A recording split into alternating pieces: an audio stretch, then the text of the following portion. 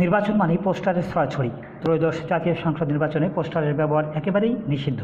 নির্বাচন কমিশনের নিষেধাজ্ঞা ভেঙে ফাঁকফোকরে কিছু এলাকায় পোস্টারের অস্তিত্ব থাকলেও তা বাড়াবাড়ি পর্যায়ে নেই।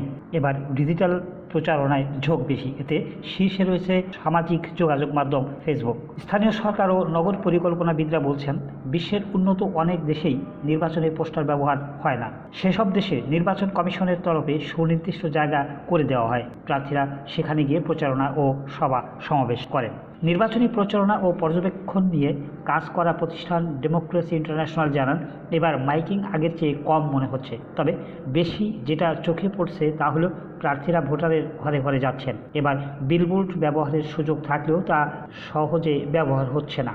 এবার বেড়েছে ডিজিটাল প্রচারণা, বিশেষ করে ফেসবুকে। প্রায় 7.5 কোটি ফেসবুক ব্যবহারকারীর এক চতুর্থাংশ কোনো না কোনোভাবে প্রার্থী বা দলীয় প্রচারণা শেয়ার, লাইক বা কমেন্ট করছেন।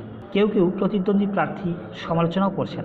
পাশাপাশি স্যাটেলাইট টিভি চ্যানেলেও বিজ্ঞাপন দিয়ে দলীয়ভাবে নির্বাচনী প্রচারণা চলছে।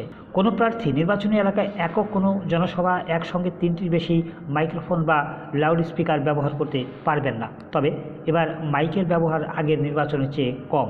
পোস্টারের ব্যবহার বন্ধ হওয়ায় নিজেকে পরিচিত করতে প্রার্থীকে ঘরে ঘরে যেতে ইসি অনেকটা বাধ্য করেছে। এছাড়া এবার অনেক তরুণ প্রার্থী থাকার কারণে ভোট চাইতে বেশি করে তারা ঘরে ঘরে যাচ্ছেন। নিউজ ডেস্ক, দৈনিক দৃষ্টি।